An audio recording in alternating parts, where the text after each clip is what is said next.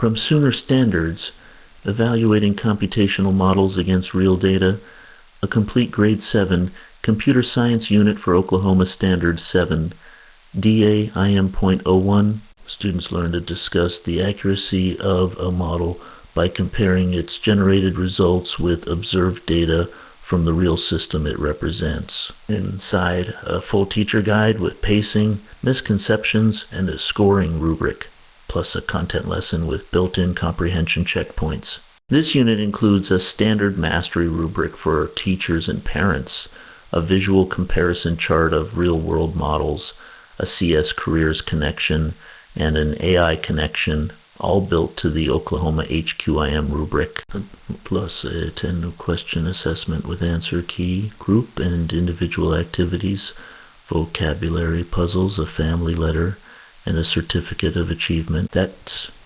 3 to 4 Daltons as of no prep, HQIM aligned instruction across 35 ready-to-print pages. Find it at Sooner Standards on Teachers Pay Teachers.